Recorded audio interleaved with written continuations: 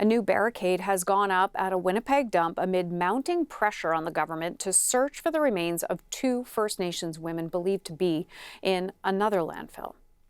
The family's had enough. It's going back and forth with the governments, from the federal government to the provincial government. There's no movement.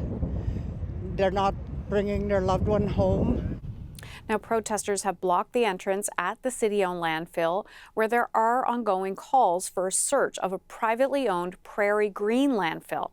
Police believe the remains of Morgan Harris and Mercedes Myron were taken there last year by an alleged serial killer. Searching the landfill has spilled into the provincial election, where PC leader Heather Stephenson has made her opposition to a search a central part of her campaign.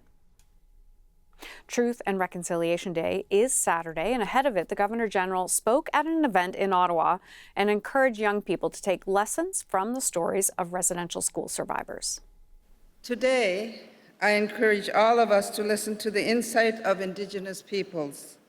Their knowledge and their powerful stories carry much weight and can teach us so much about our land, our waters, our country.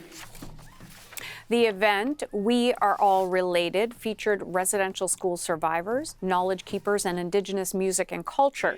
The National Centre for Truth and Reconciliation will also host a series of events through the rest of the week. The National Day for Truth and Reconciliation honors the children who never returned home from residential schools, the survivors, their families, and communities.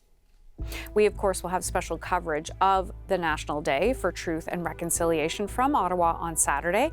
Our chief political correspondent, Rosemary Barton, will host live coverage of the events honoring residential school survivors, their families, and communities. And that begins at 1 p.m. Eastern on all CBC platforms.